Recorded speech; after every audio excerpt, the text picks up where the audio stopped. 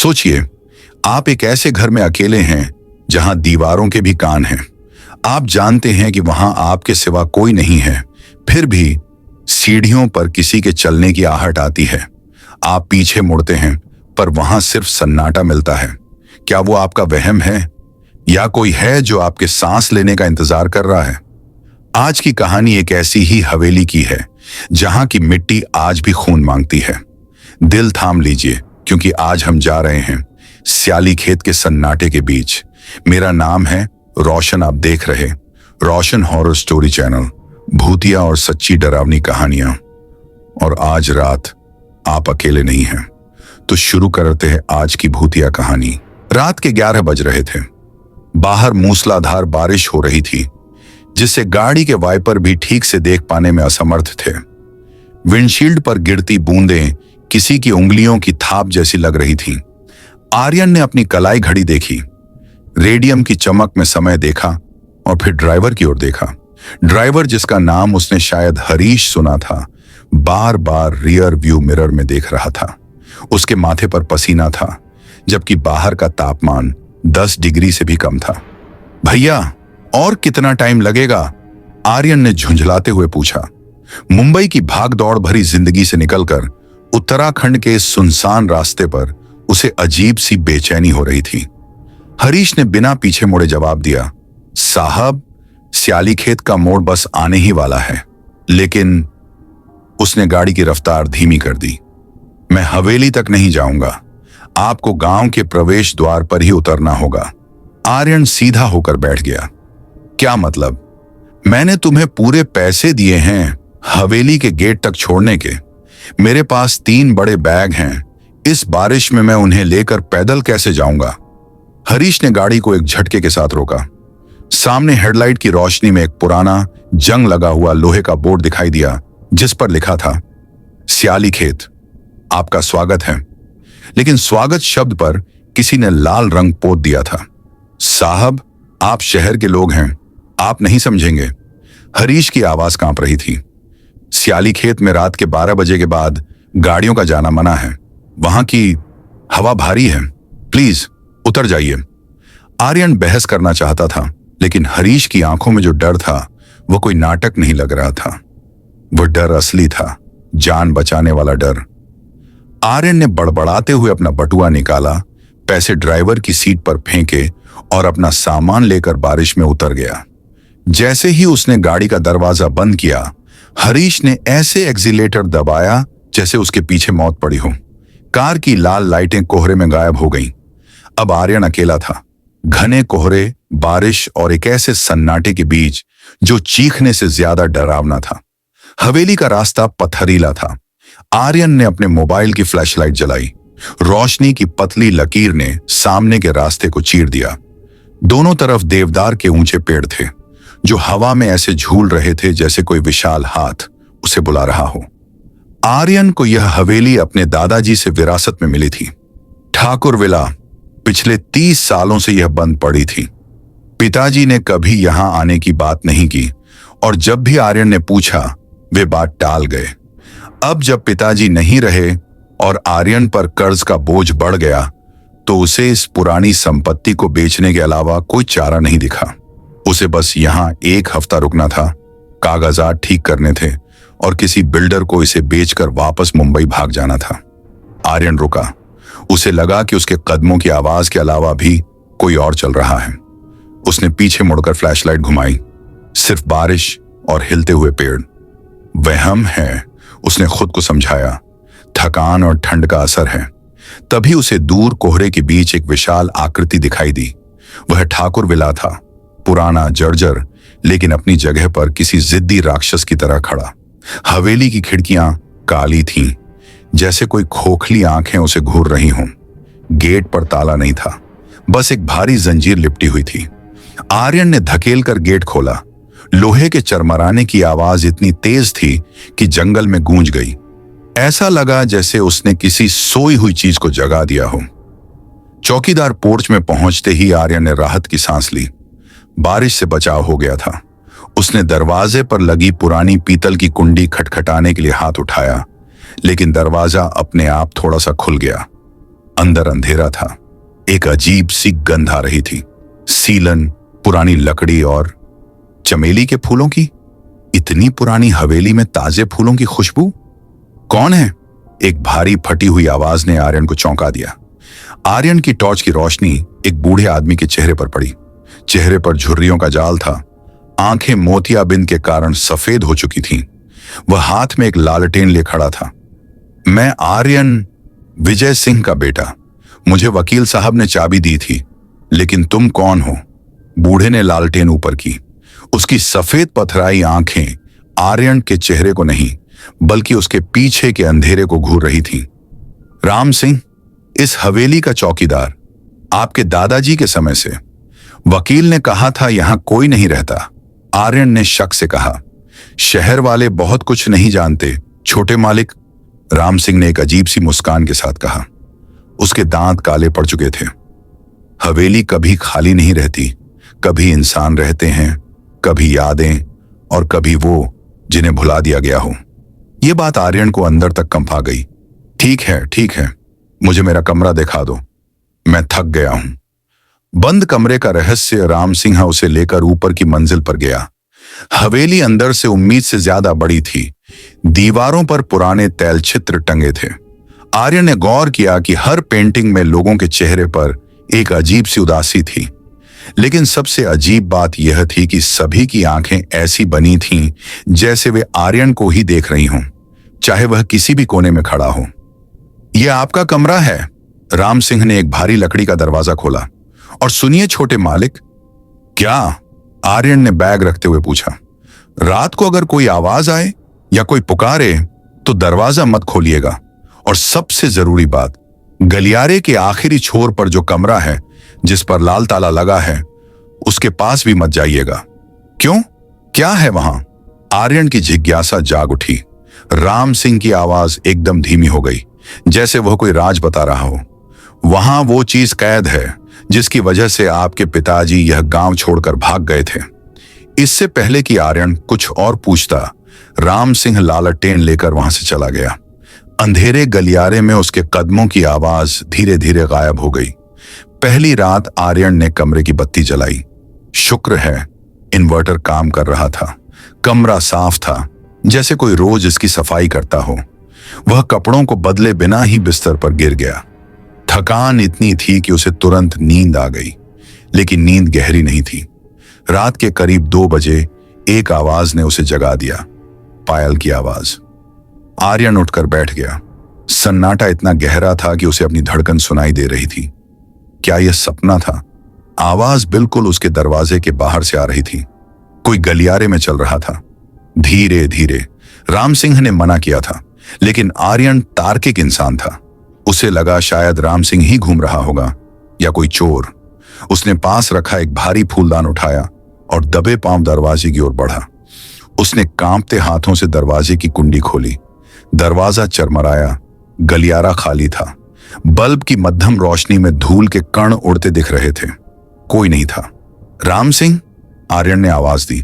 कोई जवाब नहीं, बस हवा की साई साई।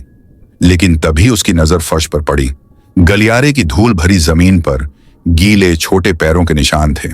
नंगे पैर।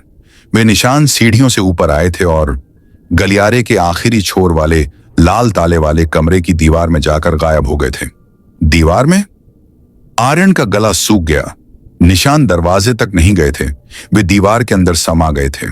वह वापस अपने कमरे में भागना चाहता था, लेकिन तभी उसे उस लाल ताले वाले कमरे के अंदर से एक आवाज सुनाई दी। वह आवाज किसी भूत की चीख नहीं थी, वह कुछ और भी भयानक थी। वह एक बच्चे के गुनगुनाने की आवाज थी। आर्यन के रोंगटे खड़े हो गए। यह वही लोरी थी जो उसकी माँ उसे बचपन में सुनाया करती थी, लेकिन उसकी माँ तो मुंबई में है और यह कमरा पिछले 30 सालों से बंद है। सांस रोककर आर्यन ने एक कदम आगे बढ़ाया। तभी उस बंद कमरे के दरवाजे का हैंडल धीरे धीरे, बहुत धीरे धीरे नीचे घूमने लगा। आर्यन की सांसें अटकी हुई थीं। लाल ताले वाले कमरे का हैंडल नीचे की ओर मुड़ा हुआ था। दरवाजा अंदर से खुलने का दबाव बना रहा था, जबकि ताला बाहर से लटका हुआ था। यह भौतिकी के हर नियम के खिलाफ था। तभी आर्यन वहां एक पल भी और नहीं रुका। वह पलटा और अपने कमरे की तरफ भागा। उसने अपना दरवाजा बंद किया, छिटकनी लगाई और भारी सोफे को घसीटकर दरवाजे से सटा दिया। वह पूरी रात बिस्तर पर बैठा रहा, हाथ में मोबाइल की टॉर्च पकड़े दरवाजे को घूरता रहा। उसे लगा जैसे दरवाजे के नीचे की दरार से कोई छाया अंदर झांकने की कोशिश कर रही हो। जैसे तैसे सुबह हुई। सूरज की रोशनी खिड़कियों से अंदर आ रही थी। रात का डर दिन के उजाले में थोड़ा कम लगने लगा था। आर्यन ने खुद को समझाया, शायद हवा का दबाव था, पुरानी हवेली है, लकड़ी फूल जाती है। लेकिन वह जानता था कि जो उसने सुना था वह हवा नहीं थी। वह नीचे हॉल में आया। रसोई से चाय की खुशबू आ रही थी।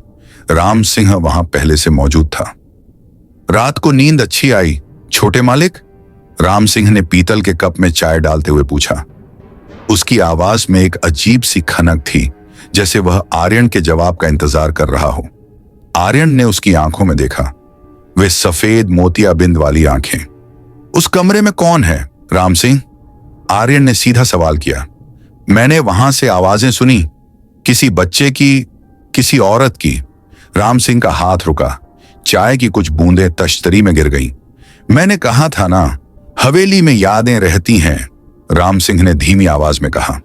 लेकिन यादें नुकसान नहीं पहुंचाती जब तक आप उन्हें कुरेदे नहीं। उस तरफ मत जाइएगा। मुझे सच जानना है, यह घर मेरा है, आर्यन ने गुस्से में कहा। राम सिंह ने एक लंबी सांस ली और अपनी लाठी उठाई। गांव जाइए, राशन ले आइए, मैं बूढ़ा हूं, ज्यादा चल नहीं सकता। और सुनिए, गांव वालों से ज्यादा बातें मत कीजिएगा, वे हम लोगों को पसंद नहीं करते। यह कहकर राम सिंह लंगड़ाता हुआ अपने क्वार्टर की ओर चला गया। आर्यन समझ गया कि यह बूढ़ा उसे आसानी से कुछ नहीं बताएगा, उसे खुद पता लगाना होगा। बाजार जाने से पहले आर्यन ने घर का मुआयना करने का फैसला किया।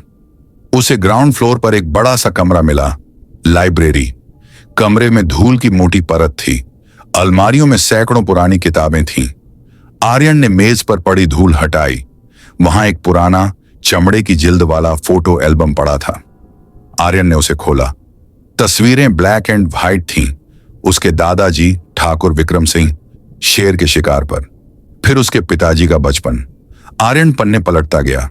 अचानक उसका हाथ रुका। एक पारिवारिक तस्वीर थी। बीच में दादाजी कुर्सी पर बैठे थे। एक तरफ आर्यन के पिताजी खड़े थे और दूसरी तरफ एक छोटी लड़की खड़ी थी, लेकिन उस लड़की का चेहरा खुरच स्क्रैच दिया गया था। किसी ने पेन या चाकू से तस्वीर में उस लड़की के चेहरे को इतनी बुरी तरह मिटाया था कि कागज फट गया था। आर्यन ने अगला पन्ना पलटा। हर तस्वीर में जहां जहां वह लड़की थी, उसका चेहरा खुरच दिया गया था। नीचे एक धुंधली तारीख लिखी थी, 15 अगस्त 1990, और एक नाम जिसे काली स्याही से पोत दिया गया था, लेकिन थोड़ा सा हिस्सा दिख रहा था, मुन्नी। यह कौन है? आर्यन बुदबुदाया। उसके पिताजी ने कभी नहीं बताया कि उनकी कोई बहन थी। अगर थी तो उसका जिक्र क्यों मिटा दिया गया? दोपहर को आर्यन हवेली से निकलकर गांव की ओर गया। बारिश रुक चुकी थी, लेकिन कोहरा अभी भी पेड़ों पर चिपका हुआ था। सियाली खेत गांव बहुत छोटा था, गिने चुने घर और एक बाजार। जैसे ही आर्यन बाजार में दाखिल हुआ, लोग उसे घूरने लगे। वे बातें कर रहे थे, लेकिन उसे देखते ही चुप हो गए। वह एक छोटी सी दुकान पर रुका।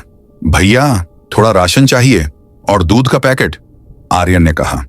दुकानदार, एक अधेड़ उम्र का आदमी, आर्यन के कपड़ों और घड़ी को देख रहा था। नए आए हो? टूरिस्ट हो? नहीं, मैं आर्यन सिंह, ठाकुर विला में रुका हूं। आर्यन ने जैसे ही यह कहा, दुकानदार के हाथ से दाल का पैकेट गिर गया। आसपास बैठे 2-3 बुजुर्गों ने हुक्का पीना बंद कर दिया। ठाकुर विला? दुकानदार ने डरते हुए पूछा। वहां तो कोई नहीं जाता। तुम वहां कैसे रुक सकते हो? क्यों? वह मेरा पुश्तैनी घर है। दुकानदार ने हाथ जोड़ लिए। साहब, सामान ले लो और जाओ। पैसे नहीं चाहिए, बस यहां से चले जाओ। और अगर जान प्यारी है तो सूरज ढलने से पहले उस हवेली से भाग जाना। लेकिन क्यों? आर्यन चिल्लाया। क्या है वहां? भूत? आत्मा? क्या बकवास है? पास बैठे एक बुजुर्ग ने खांसते हुए कहा। बेटा, भूत होता तो पूजा पाठ से चला जाता। वहां जो है वो श्राप है। तुम्हारे दादा का पाप है, गुड़िया का इंतजार है। गुड़िया? आर्यन को फोटो वाली लड़की याद आई। कौन गुड़िया? जिसका नाम उस घर में लेना मना है, बुजुर्ग ने कहा। 30 साल पहले उस अमावस की रात को जो हुआ, उसकी चीखें आज भी स्याली खेत की हवा में गूंजती हैं। जाओ, लौट जाओ मुंबई, ये मिट्टी खून मांगती है। आर्यन को गुस्सा और डर दोनों महसूस हो रहा था। उसने सामान उठाया और तेज कदमों से वापस चल दिया। ये गांव वाले पागल हैं, अंधविश्वासी हैं, उसने खुद को समझाया। जब आर्यन हवेली वापस पहुंचा तो शाम हो चुकी थी। अंधेरा तेजी से घिर रहा था। हवेली का मुख्य दरवाजा खुला था। राम सिंह? आर्यन ने पुकारा। कोई जवाब नहीं। वह अंदर गया। हॉल में सन्नाटा था, लेकिन उसे सीढ़ियों के पास कुछ गीला महसूस हुआ। उसने नीचे देखा। पानी। सीढ़ियों से पानी टपक रहा था। वह ऊपर की ओर देखा। ऊपर की मंजिल से रेलिंग के सहारे पानी की एक धार नीचे आ रही थी। आर्यन सामान वहीं छोड़कर ऊपर भागा। क्या कहीं नल खुला रह गया? जैसे ही वह ऊपर के गलियारे में पहुंचा, वह ठिठक गया। पानी लाल ताले वाले कमरे से बाहर नहीं आ रहा था। पानी उसके आर्यन के कमरे से बाहर आ रहा था। यह कैसे हो सकता है? उसने अपना कमरा तो लॉक किया था, चाबी उसकी जेब में थी। उसने कांपते हाथों से ताला खोला और दरवाजा धक्का देकर खोला। अंदर का नजारा देखकर उसके पैरों तले जमीन खिसक गई। पूरा कमरा सूखा था, कहीं पानी नहीं था, लेकिन उसके बिस्तर के ठीक बीचों बीच सफेद चादर पर एक गीली कीचड़ से सनी हुई पुरानी गुड़िया डॉल रखी थी। यह प्लास्टिक की गुड़िया थी, जिसकी एक आंख गायब थी और दूसरी आंख नीली थी। उसके बाल असली इंसानी बालों जैसे लग रहे थे और उस गुड़िया के गले में एक धागा बंधा था, जिसमें वही चाबी लटकी थी, लाल ताले वाले कमरे की चाबी। तभी उसके ठीक कान के पास किसी ने फुसफुसाया, जैसे कोई उसके कंधे पर सिर रखकर खड़ा हो। भैया, आप आ गए। आर्यन ने झटके से पीछे मुड़कर देखा। पीछे कोई नहीं था, सिर्फ दीवार पर टंगा एक बड़ा आईना था और उस आईने में आर्यन को अपनी परछाई के पीछे एक धुंधली सी आकृति दिखाई दी। एक छोटी बच्ची जिसका चेहरा बालों से ढका था और वह हवा में पैर लटकाए छत से उल्टी लटकी हुई थी। आर्यन ने झटके से अपनी गर्दन ऊपर की ओर घुमाई। छत खाली थी, वहां कोई नहीं था। न कोई उल्टी लटकी हुई बच्ची, न कोई परछाई, सिर्फ पुराना लकड़ी का सीलिंग फैन था जो हवा के झोंकों से धीरे धीरे हिल रहा था।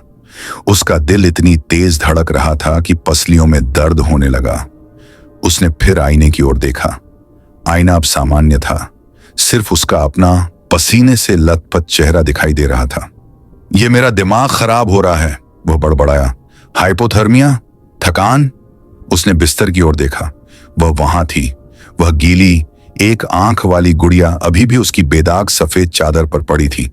कीचड़ का धब्बा चादर पर फैलता जा रहा था, जैसे कोई काला खून हो, और उसके गले में लटकी लाल ताले वाली चाबी धातु की चमक बिखेर रही थी। आर्यन ने न चाहते हुए भी उस गुड़िया को उठाया। वह बर्फ की तरह ठंडी थी। जैसे ही उसने गुड़िया को छुआ, उसे लगा जैसे किसी ने उसके कान में जोर से फूंक मारी हो। तभी कमरे की बत्ती फड़फड़ाने लगी और फिर एक तेज पटक की आवाज के साथ बल्ब फ्यूज हो गया।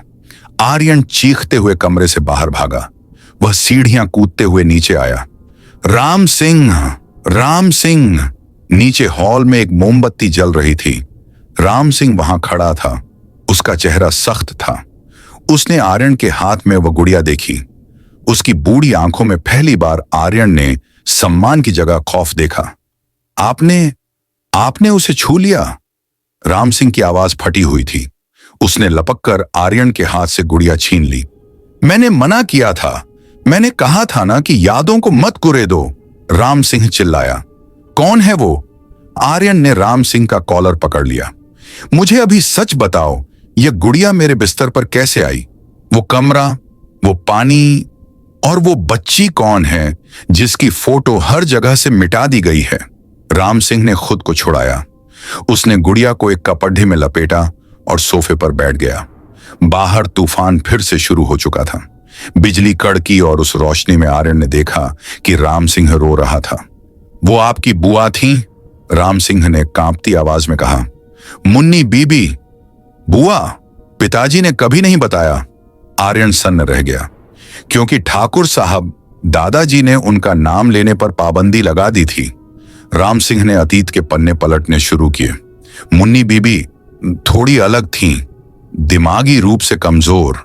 वे 10 साल की थीं, लेकिन दिमाग 5 साल के बच्चे जैसा था। ठाकुर साहब को उनसे शर्म आती थी।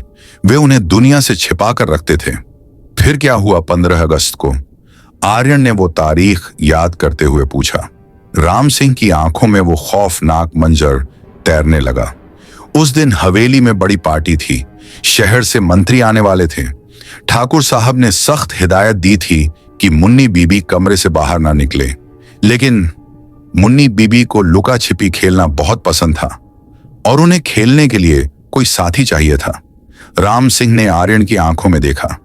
उनके साथी आपके पिताजी थे, विजय बाबा। आर्यन को झटका लगा।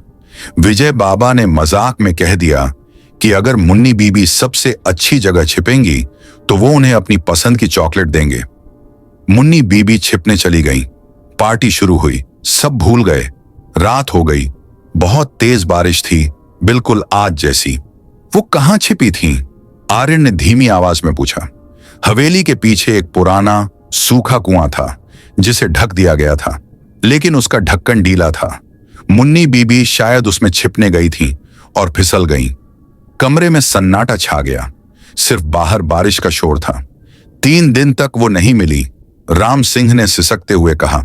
हम सब ने सोचा वो भाग गईं, लेकिन 3 दिन बाद उस कुएं से बदबू आने लगी। जब हमने उन्हें निकाला, वो अपनी इस गुड़िया को सीने से लगाए हुए थीं। उनका शरीर नीला पड़ चुका था और उनकी उंगलियों के निशान कुएं की दीवारों पर थे। वो 3 दिन तक जिंदा थीं, छोटे मालिक। वो चिल्ला रही थीं और हम पार्टी में मशगूल थे। आर्यन को उबकाई आने लगी। ठाकुर साहब को अपनी इज्जत की फिक्र थी। राम सिंह ने बात जारी रखी। पुलिस केस से बचने के लिए उन्होंने लाश को उसी लाल ताले वाले कमरे में छिपा दिया।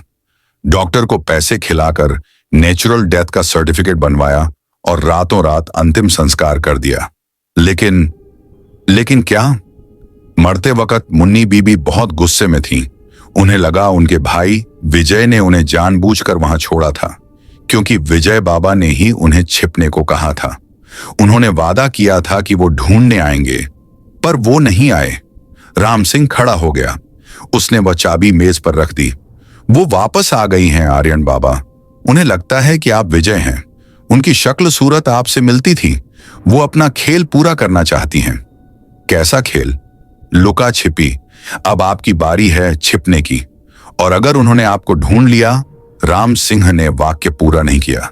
तभी पूरे घर की लाइट्स एक साथ जल उठी और हॉल के बीचों बीच रखा पुराना ग्रामोफोन अपने आप बजने लगा।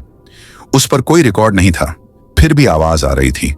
एक घिसी पिटी पुरानी रिकॉर्डिंग की आवाज। 10, 20, 30। मैं आ रही हूं भैया। यह एक बच्ची की आवाज थी। आर्यन और राम सिंह दोनों जम गए। भागिए! राम सिंह चिल्लाया। गाड़ी निकालिए और भाग जाइए। आज अमावस है। आज उनकी ताकत सबसे ज्यादा है। आर्यन ने कार की चाबी उठाई और मुख्य दरवाजे की तरफ भागा। उसने दरवाजा खींचा। दरवाजा जाम था। उसने पूरी ताकत लगा दी। कुंडी खुली थी, लेकिन दरवाजा ऐसे बंद था जैसे बाहर से किसी ने वेल्डिंग कर दी हो। पीछे से आवाज आई। आर्यन पलटा। हॉल के दूसरे छोर पर, जहां सीढ़ियां थीं, वहां लाल ताले वाले कमरे का दरवाजा अब खुला हुआ था। उस अंधेरे कमरे के अंदर से गीले पैरों के निशान हॉल के फर्श पर उभरने लगे थे। वे निशान धीरे धीरे आर्यन की तरफ बढ़ रहे थे, लेकिन कोई दिखाई नहीं दे रहा था और हवा में वह लोरी गूंजने लगी। लल्ला लल्ला लोरी, दूध की कटोरी। आर्यन के पास भागने का कोई रास्ता नहीं था। खिड़कियां बंद थीं, दरवाजा जाम था और मौत उसके सामने अदृश्य होकर चल रही थी। राम सिंह, कुछ करो! आर्यन चिल्लाया। उसने पीछे मुड़कर देखा। राम सिंह वहां नहीं था। जहां राम सिंह खड़ा था, वहां अब सिर्फ एक ढेर राख पड़ी थी और उसमें से धुआं निकल रहा था। आर्यन अकेला था। तभी उसे अपनी जेब में भारीपन महसूस हुआ। उसने हाथ डाला। लाल ताले वाली चाबी, वह तो उसने मेज पर छोड़ दी थी। वह उसकी जेब में कैसे आ गई? और उस अदृश्य बच्ची की आवाज अब उसके बिल्कुल कान के पास थी। तुम्हारी बारी है। छिप जाओ, वरना मैं तुम्हें उसी कुएं में ले जाऊंगी। आर्यन समझ गया, यह भौतिक लड़ाई नहीं है, उसे यह खेल खेलना होगा, उसे छिपना होगा। वह पागलों की तरह सीढ़ियों की ओर भागा, लेकिन ऊपर जाने के बजाय उसने बेसमेंट का दरवाजा खोला और अंदर कूद गया। आर्यन काल कोठरी जैसे उस तहखाने की सीढ़ियों से नीचे गिरते गिरते बचा। ऊपर का भारी दरवाजा अपने आप ऐसे बंद हुआ जैसे किसी दानव ने अपना जबड़ा भींच लिया हो। चारों ओर घुप अंधेरा था। सड़ांध और पुरानी मिट्टी की गंध इतनी तीव्र थी कि उसका जी मिचलाने लगा। आर्यन ने कांपते हाथों से अपनी जेब टटोली। दियास लाई की एक डिब्बी हाथ लगी। उसने एक तीली जलाई। मध्यम रोशनी में उसने देखा कि यह तहखाना नहीं, बल्कि एक पुराना भंडार गृह था। चारों ओर टूटे हुए खिलौने, धूल से सने हुए लकड़ी के घोड़े और छोटी छोटी सैंडलें बिखरी पड़ी थीं। यह मुन्नी का कमरा था, उसका संसार जिसे दुनिया की नजरों से दूर जमीन के नीचे दफन कर दिया गया था। तभी दीवार के कोने में उसे कुछ चमकता हुआ दिखा। आर्यन सावधानी से उस ओर बढ़ा। वहां एक पुराना संदूक रखा था। संदूक पर उसके पिताजी के हाथ की लिखावट में एक कागज चिपका था, मुन्नी से क्षमा याचना। उसने संदूक खोला। अंदर कोई खजाना नहीं था, बल्कि ढेर सारी चिट्ठियां और एक डायरी थी। आर्यन ने डायरी के पन्ने पलटे। जैसे जैसे वह पढ़ता गया, उसकी रूह कांप गई। राम सिंह ने उसे जो बताया था वह पूरा सच नहीं था। उसने संदूक खोला। अंदर कोई खजाना नहीं था, बल्कि ढेर सारी चिट्ठियां और एक डायरी थी। आर्यन ने डायरी के पन्ने पलटे। जैसे जैसे वह पढ़ता गया, उसकी रूह कांप गई। राम सिंह ने उसे जो बताया था वह पूरा सच नहीं था। डायरी में उसके पिताजी ने लिखा था, आज 15 अगस्त है।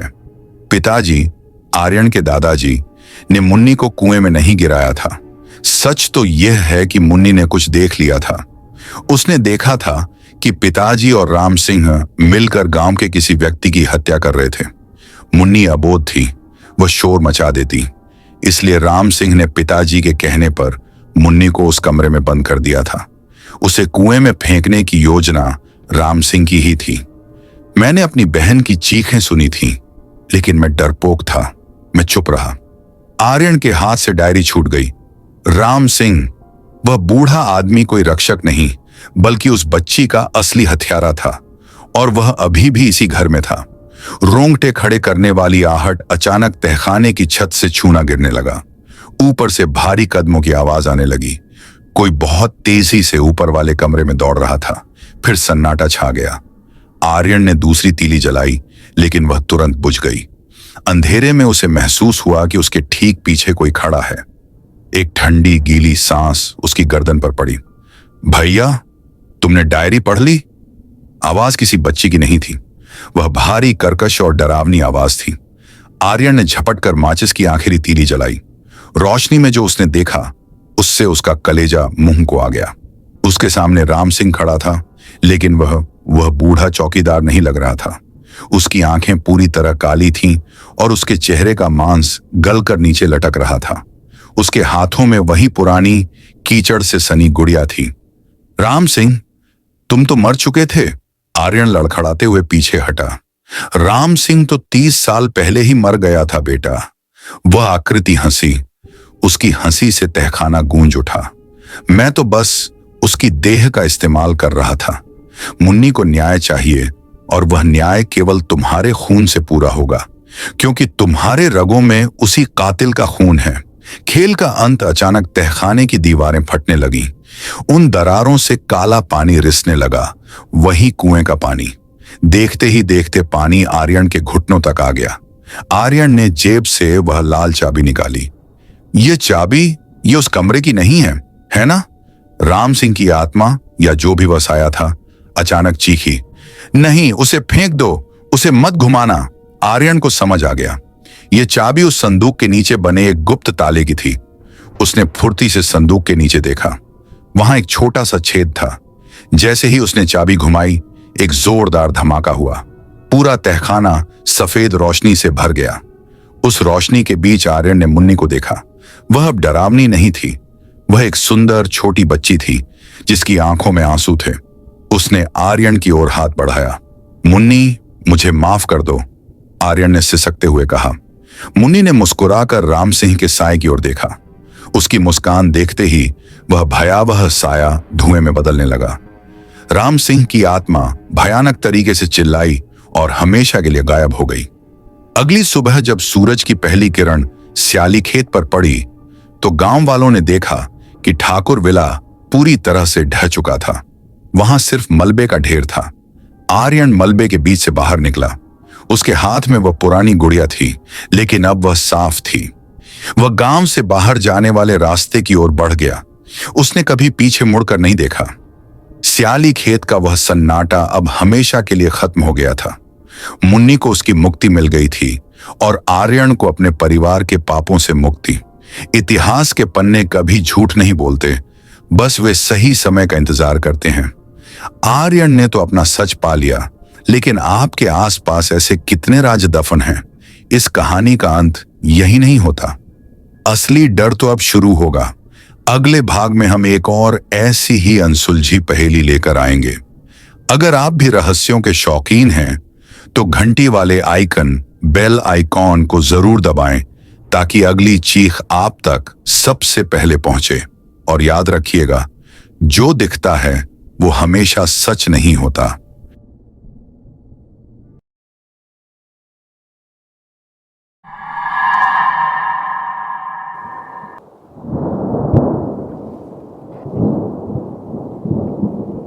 उत्तर भारत के एक छोटे से जिले में एक गांव था, सरगुजा। गांव के ठीक पीछे फैला था एक घना जंगल। इतना घना कि दिन में भी वहां अंधेरा पसरा रहता था। गांव वाले उसे कहते थे मौत का जंगल। कोई वहां लकड़ी काटने नहीं जाता था, कोई शिकार नहीं करता था, और सबसे डरावनी बात, जो भी उस जंगल में गया वो लौट कर नहीं आया। पुलिस आई, नेता आए, अखबारों में खबरें छपीं, लेकिन कुछ नहीं बदला। दोस्तों, कहानी शुरू करने से पहले एक बात साफ कर दूं। अगर आप अकेले हैं तो लाइट बंद कर दीजिए, और अगर जंगल के पास रहते हैं तो इस कहानी को सुनने से पहले एक बार दरवाजा जरूर देख लीजिए, क्योंकि ये कहानी सिर्फ कहानी नहीं है, ये एक चेतावनी है। गांव के सबसे बुजुर्ग आदमी दादा हरिराम कहते थे, वो जंगल जिंदा है और उसमें रहने वाला कोई जानवर नहीं, वो राक्षस है। गांव के बच्चे रात को डर के मारे रोते थे, क्योंकि हर अमावस्या की रात जंगल से आती थी हड्डियां चबाने जैसी आवाज, भारी कदमों की धमक, और कभी कभी मां बचाओ। लेकिन आवाज इंसान की नहीं होती थी, वो आवाज इंसान बनने की नाकाम कोशिश लगती थी। इसी गांव में आया था एक लड़का, रोशन, दिल्ली से, यूट्यूब हॉरर कंटेंट क्रिएटर। उसका चैनल था रोशान हॉरर। सब कहते थे मत जाओ उस जंगल में, लेकिन रोशन का एक ही जवाब था, अगर डर सच है तो कैमरे में कैद भी होगा। रोशन को चाहिए था एक ऐसा वीडियो जो इंटरनेट हिला दे। रोशन, उसका दोस्त अमन और कैमरामैन राहुल तीनों रात 11 बजे जंगल के अंदर घुसे। कैमरा ऑन था। पेड़ों से अजीब सी बदबू आ रही थी, सड़ी हुई लाश जैसी। अमन बोला, भाई ये जगह सही नहीं लग रही। अचानक कुछ ऊपर से गिरा। रोशन ने टॉर्च ऊपर की, पेड़ से टपक रहा था खून, ताजा। जंगल के बीचों बीच उन्हें दिखा एक पुराना मंदिर, टूटा हुआ, काली मूर्ति। मूर्ति के पैरों के पास इंसानी खोपड़ियां, नोचे हुए हाथ और ताजा दांतों के निशान तभी कैमरे में रिकॉर्ड हुआ। पेड़ों के पीछे खड़ा एक साया, 7 फीट लंबा, हाथ जमीन तक, आंखें पूरी तरह काली। अमन चिल्लाया, पीछे देख। रोशन पलटा और उसी पल राहुल हवा में उछला। कुछ उसे खींचकर अंधेरे में ले गया। उसकी चीख, रोशन बचाओ, और फिर हड्डियों के टूटने की आवाज। जंगल फिर शांत हो गया। अचानक अंधेरे से आई भारी आवाज, इंसान तुम फिर आ गए। रोशन का कैमरा कांप रहा था। उसी पल राक्षस सामने आया। उसका चेहरा आधा इंसान आधा जानवर, मुंह में 3 कतार दांत, गर्दन उल्टी मुड़ी हुई। वो बोला, इस जंगल ने मुझे बनाया है। कैमरा गिर गया। रिकॉर्डिंग चलती रही। अगली सुबह पुलिस को जंगल के बाहर मिला टूटा कैमरा, खून से सना बैग और रोशन की आवाज, अगर ये वीडियो मिले तो कभी इस जंगल में मत आना। लेकिन रोशन कभी नहीं मिला। राहुल की मौत के बाद कैमरा जमीन पर गिर चुका था, लेकिन रिकॉर्डिंग बंद नहीं हुई थी। कैमरे की नाइट विजन में दिख रहा था पेड़ों के बीच कोई घसीटते हुए चल रहा था, जैसे हड्डियां जमीन से रगड़ खा रही हों। फिर कैमरे के सामने वो चीज आई। उसके शरीर से मिट्टी, खून और बालों की बदबू आ रही थी। उसकी सांसों से भाप निकल रही थी, जैसे वो इंसान नहीं, कोई जलती भट्टी हो। वो कैमरे के बिल्कुल पास आया और पहली बार उसकी आंखें साफ दिखीं। आंखों में डर नहीं था, आंखों में भूख थी। अचानक उसने मुंह खोला। आवाज भारी थी, जैसे 100 लोग एक साथ बोल रहे हों। तुम लोग मुझे फिर से जगा रहे हो। रोशन की आवाज कांप रही थी। तुम कौन हो? राक्षस हंसा, लेकिन वो हंसी नहीं थी, वो हड्डियां पीसने की आवाज थी। मैं वही हूं जिसे इस जंगल ने इंसान से जानवर बनाया। 50 साल पहले उस समय यह जंगल मौत का जंगल नहीं था। यहां एक छोटा सा आश्रम था और आश्रम में रहता था तांत्रिक अघोरनाथ। गांव वाले कहते थे अघोरनाथ को मृत्यु पर भी अधिकार था। रात के सन्नाटे में आश्रम से आती थीं मंत्रों की आवाजें और जलती हुई लाशों की बदबू। एक दिन गांव से एक बच्चा गायब हुआ, फिर दूसरा, फिर तीसरा। लाशें नहीं मिली। गांव वालों को शक हुआ अघोरनाथ पर, लेकिन कोई कुछ बोल नहीं पाया, क्योंकि जो भी आश्रम के पास गया वो बीमार पड़ गया या पागल हो गया। अमावस्या की रात थी। अघोरनाथ ने सबसे बड़ा तंत्र पूरा करने का फैसला किया। उसे चाहिए था अमर शरीर, असीम शक्ति और जंगल पर राज। उसने एक आदमी को पकड़ा, एक मजदूर। उसका नाम था भीम। मजबूत शरीर, सीधा सादा इंसान। मंत्र पढ़े गए, खून बहाया गया, हड्डियां तोड़ी गईं। भीम की चीखें जंगल चीर रही थीं, लेकिन तभी कुछ गलत हो गया। मंत्र उल्टा पड़ गया। जंगल ने तंत्र को स्वीकार नहीं किया। भीम का शरीर टूटने लगा, हड्डियां बाहर आने लगी, चेहरा बिगड़ गया और इंसान मर गया। राक्षस जन्मा। राक्षस ने सबसे पहले अघोरनाथ को मारा, उसके शरीर को पेड़ से लटका दिया। फिर एक एक करके आश्रम के लोग मरे। उस रात के बाद जंगल बदल गया। पेड़ काले हो गए, जानवर गायब हो गए और जंगल जिंदा हो गया। राक्षस रोशन के सामने खड़ा था। मैं भीम था, मां का बेटा, लेकिन अब मैं जंगल हूं। रोशन बोला, तुम हमें क्यों मार रहे हो? राक्षस की आंखों में एक पल के लिए दर्द दिखा, क्योंकि इंसान इस जंगल को भूल चुका है और जो भूल जाता है उसे याद दिलाना पड़ता है। अचानक अमन ने टॉर्च फेंकी और भागने लगा। गलती, सबसे बड़ी गलती। जंगल गूंज उठा। भाग नहीं सकते। जमीन से जड़ें निकल आईं। अमन के पैर जकड़ गए। उसकी चीख, रोशन, मुझे छोड़ मत देना। राक्षस ने अमन को उठाया। उसका मुंह खुला, 3 कतार दांत, खून टपकने लगा। रोशन चिल्लाया, रुको। राक्षस रुका। अगर तुम सच दिखाओगे तो शायद ये जंगल तुम्हें छोड़ दे। और फिर अंधेरा। कैमरा फिर गिर गया। अंधेरे में अमन की आवाज गूंज रही थी, रोशन, मैं कुछ देख रहा हूं। राक्षस ने उसे हवा में उठा रखा था, लेकिन मार नहीं रहा था। उसकी आंखें खुली की खुली थीं। अमन कांपते हुए बोला, ये जंगल जिंदा है। पेड़ देख रहे हैं, मिट्टी सुन रही है। अचानक अमन की गर्दन अजीब तरीके से मुड़ गई, लेकिन वह मरा नहीं। उसकी आंखें पूरी तरह काली हो गईं। अमन की आवाज बदल गई। अब वो अमन नहीं बोल रहा था। तुम्हें नहीं आना चाहिए था। रोशन पीछे हटा। पेड़ों के बीच धुंधली परछाइयां दिखने लगीं। बिना चेहरे की आकृतियां, उल्टे लटके शरीर और जली हुई औरतें ये थीं जंगल की आत्माएं। वो सब अघोरनाथ की बलियाओं थीं। एक बूढ़ी औरत की आत्मा रोशन के सामने आई। उसका आधा चेहरा जला हुआ था। उसने कहा, राक्षस हमारा दुश्मन नहीं, वो तो हमारी सजा है। उसने बताया, गांव वाले जानते थे कि अघोरनाथ बलि देता है, लेकिन डर के कारण, लालच के कारण और चुप्पी के कारण उन्होंने कुछ नहीं किया। जब इंसान चुप रहता है तो जंगल बोलता है। उस रात जब राक्षस जन्मा, जंगल ने श्राप दिया, जब तक इंसान अपनी गलती नहीं मानेगा, ये जंगल खून मांगता रहेगा। राक्षस श्राप का पहरेदार बन गया। वो मारता नहीं था, वो न्याय करता था। रोशन की आवाज टूट गई। तो फिर हम क्यों? जंगल गूंजा, क्योंकि तुम डर को मजाक समझते हो और सच्चाई को कंटेंट। रोशन पहली बार चुप हो गया। उसका कैमरा अब भी रिकॉर्ड कर रहा था। अमन जमीन पर गिरा, उसका शरीर ऐंठने लगा, हड्डियां खड़क रही थीं, उसकी पीठ से कुछ उभर रहा था, नुकीली हड्डियां, काली नसें और गंदी बदबू। राक्षस बोला, एक और पहरेदार। रोशन चिल्लाया, नहीं, इसे छोड़ दो। पहली बार राक्षस की आंखों में आंसू दिखे। अगर श्राप तोड़ना है तो सच दिखाना होगा। उसने रोशन की तरफ देखा, पूरा सच, बिना काटे, बिना डराए। अगर इंसान मानेगा तो जंगल रुकेगा। जंगल की आत्माओं ने एक साथ कहा, अगर झूठ बोला तो तुम कभी बाहर नहीं जाओगे।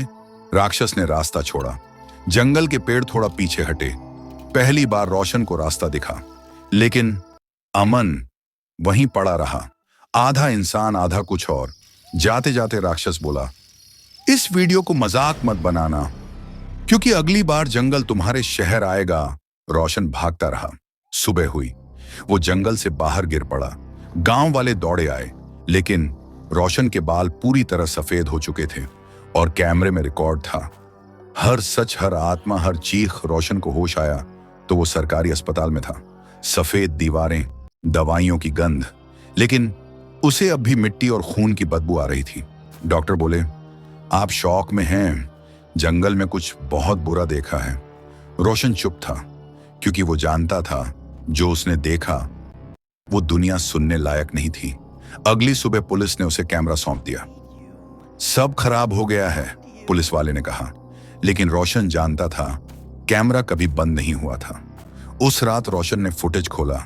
वीडियो के आखिरी 3 सेकंड, जब रोशन जंगल से बाहर भाग रहा था, एक फ्रेम में कुछ अजीब था। पीछे राक्षस खड़ा नहीं था, वो शहर की सड़क पर खड़ा था, स्ट्रीट लाइट के नीचे, सीधा कैमरे की तरफ देखता हुआ। रोशन के सामने 2 रास्ते थे, एक वीडियो डिलीट कर दे दो, सच दिखा दे। उसे याद आया, अगर झूठ बोला तो जंगल तुम्हारे शहर आएगा। उसने कांपते हाथों से वीडियो अपलोड किया। टाइटल था, जंगल का राक्षस, real horror story. Video viral हो गया। पहले 1 लाख, फिर 5 लाख, फिर 10 लाख व्यूज। लोगों ने लिखा, फेक है, CGI है, व्यूज के लिए ड्रामा।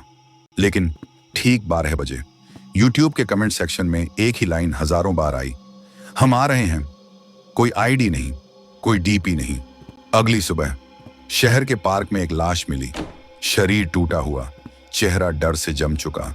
पोस्टमार्टम रिपोर्ट, हड्डियां अंदर से कुचली गई हैं, बिल्कुल वैसे ही जैसे जंगल में होता था। रोशन टूट गया।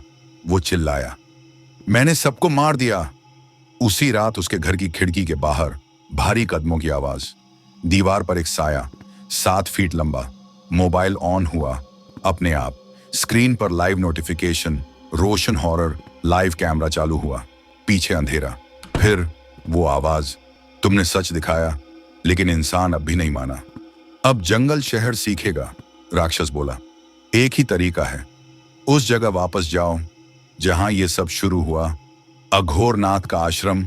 रोशन रो पड़ा, मैं मर जाऊंगा, आवाज आई, या फिर सब मरेंगे।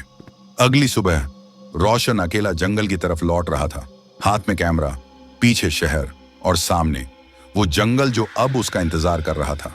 रोशन फिर उसी रास्ते पर था, वही टूटी सड़क, वही सन्नाटा और वही घना जंगल। लेकिन इस बार जंगल उसे रोक नहीं रहा था। पेड़ रास्ता दे रहे थे, हवा चुप थी, पंछी गायब थे, जैसे जंगल कह रहा हो, आजा, अब भागने का वक्त खत्म हो गया है। आश्रम अब भी वहीं था, लेकिन अब वो सिर्फ टूटी इमारत नहीं था। दीवारों पर खून से बने निशान, जमीन पर सूखी हड्डियां और बीच में वही काली मूर्ति, वही टूटा हुआ यज्ञ कुंड। रोशन के कानों में फुसफुसाहट गूंजी, यहीं से सब शुरू हुआ था। अचानक आश्रम के चारों ओर धुंध छा गई, एक एक करके आत्माएं प्रकट होने लगीं। बच्चे, औरतें, मजदूर, सबकी आंखों में एक ही सवाल, अब क्या? राक्षस भी सामने आया, लेकिन इस बार वो और भी भयानक था। उसका शरीर दरारों से भरा था, जैसे जंगल खुद टूट रहा हो। राक्षस बोला, श्राप तोड़ने का एक ही तरीका है, जिसने जन्म दिया उसे ही खत्म करना होगा। रोशन कांप गया, अघोरनाथ तो मर चुका है। तभी मार यज्ञ कुंड के नीचे से हंसी की आवाज आई, जहरीली। जमीन फटी और बाहर आया अघोरनाथ की आत्मा, लेकिन वो इंसान नहीं था। वो सिर्फ लालच था, सिर्फ तंत्र था। सिर्फ भूख। तुम सबने मुझे बनाया है। डर, चुप्पी और स्वार्थ से। अघोरनाथ की आत्मा बोली, एक आखिरी बलि चाहिए जो सच दिखाए और डर को जला दे। सबकी नजर रोशन पर गई। रोशन समझ गया। वो धीरे से यज्ञ कुंड की तरफ बढ़ा। कैमरा अब भी ऑन था। उसने कहा, अगर मेरी मौत से ये सब रुकता है तो मैं तैयार हूं। जंगल गूंजा, पेड़ कांप उठे। आत्माओं ने एक साथ कहा, नहीं। राक्षस आगे बढ़ा। उसने अघोरनाथ की आत्मा को पकड़ा। अब बलि नहीं, अब न्याय होगा। राक्षस ने अघोरनाथ को यज्ञ कुंड में झोंक दिया। चीख नहीं, आग भड़की, कुंड टूट गया, आग बुझी, धुंध छठी, आत्माएं एक एक करके शांत हो गईं। जंगल पहली बार सांस ले रहा था। राक्षस ने रोशन को देखा। अब मैं भी मुक्त हूं। उसका शरीर मिट्टी में बदलने लगा, पेड़ों की जड़ों में घुल गया। कैमरा जमीन पर गिरा, लेकिन रिकॉर्डिंग चली। रोशन की आवाज, अगर आप ये वीडियो देख रहे हैं तो समझ जाइए, डर सिर्फ अंधेरे में नहीं होता, डर चुप्पी में होता है। और अगर फिर कभी जंगल चुप हो जाए तो समझ लेना वो देख रहा है। वीडियो अपलोड हुआ, पूरी दुनिया ने देखा। उसके बाद जंगल में कोई मौत नहीं हुई, राक्षस नहीं दिखा, आत्माएं शांत रहीं। लेकिन आज भी कभी कभी किसी शहर की सीसीटीवी में स्ट्रीट लाइट के नीचे एक साया दिख जाता है, 7 फीट लंबा, बस खड़ा देखता हुआ। क्योंकि जंगल का राक्षस मरा नहीं है, वो बस इंतजार कर रहा है। तो दोस्तों, अब आप समझ चुके होंगे, डर सिर्फ जंगल में नहीं होता, डर वहां होता है जहां इंसान चुप रह जाता है। अगर ये कहानी आपके दिल तक पहुंची हो, अगर किसी एक पल पर भी आपने सांस रोक ली हो, तो समझ लीजिए जंगल ने आपको सुन लिया है। इस वीडियो को लाइक कीजिए, क्योंकि हर लाइक ही हमें सच दिखाने की ताकत देता है। सब्सक्राइब जरूर करना, क्योंकि अगली कहानी शायद आपके शहर से हो। और घंटी दबाना मत भूलना, क्योंकि जब जंगल फिर बोलेगा तो हम आपको पहले बताएंगे। और हाँ, अगर आज रात आपको खिड़की के बाहर कोई साया दिखे तो डरिए मत। बस याद रखिए, जंगल का राक्षस देख रहा है। मिलते हैं अगली डरावनी कहानी में। तब तक के लिए डर के साथ रहिए और सुरक्षित रहिए।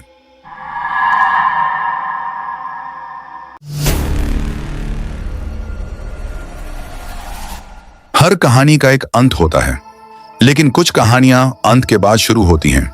ये है रोशन हॉरर स्टोरी, जहां डर सिर्फ सुनाई नहीं देता, महसूस भी होता है। सब्सक्राइब करें और हिम्मत बांध लें। रात के ठीक 2:15 बजे थे। बाहर बारिश ऐसे बरस रही थी जैसे आसमान आज पूरी दुनिया को डुबोने की कसम खाकर बैठा हो। ट्रक के वाइपर पूरी ताकत से चल रहे थे, लेकिन उस मूसलाधार बारिश के आगे उनकी रफ्तार भी बेबस लग रही थी। बलविंदर ने स्टीयरिंग व्हील पर अपनी पकड़ मजबूत की। उसकी आंखें जल रही थीं। पिछले 14 घंटों से वह लगातार ट्रक चला रहा था। हैदराबाद से निकला था और अब मध्य प्रदेश के घने जंगलों के बीच से गुजरने वाले हाईवे पर था। ट्रक का नंबर था MP 09HG 6660। यह एक टाटा सिग्ना 4018 थी, जो लोहे के सरियों से लदी हुई थी। केबिन के अंदर पुरानी कैसेट प्लेयर पर 90 के दशक का गाना बज रहा था, लेकिन सिग्नल खराब होने की वजह से आवाज बार बार कट रही थी। मुसाफिर हूं यारों, ना घर है ना ठिकाना। अचानक गाने की आवाज पूरी तरह बंद हो गई और रेडियो से सिर्फ एक बीप की आवाज आने लगी। बलविंदर ने झल्लाहट में रेडियो बंद कर दिया। अब केबिन में सिर्फ इंजन की और छत पर गिरती बारिश का शोर था। उसने साइड वाली सीट पर रखे थर्मस को उठाया। चाय ठंडी हो चुकी थी, बिल्कुल बर्फ जैसी। उसने एक घूंट भरा और चेहरा सिकोड़ लिया। लानत है, वो बड़बड़ाया। अगले ढाबे पर रुकना ही पड़ेगा, वरना नींद मुझे खाई में उतार देगी। लेकिन बलविंदर जानता था कि अगला ढाबा कम से कम 40 किलोमीटर दूर था, और जिस रास्ते पर वह था, काला घाटी का इलाका, वहां रात को रुकना मौत को दावत देने जैसा था। ड्राइवरों के बीच किस्से मशहूर थे। कहते थे कि काला घाटी में रात के 3 बजे के बाद गाड़ी रोकना मना है। अगर टायर फट जाए तो रिम पर गाड़ी चला लो, लेकिन रुको मत। बलविंदर इन सब बातों को वहम मानता था। 20 साल का तजुर्बा था उसका। उसने देश का कोना कोना छाना था। भूत प्रेत से ज्यादा उसे लुटेरों का डर रहता था। तभी हेडलाइट की रोशनी ने कुछ ऐसा दिखाया जिससे बलविंदर का दिल एक पल के लिए धड़कना भूल गया।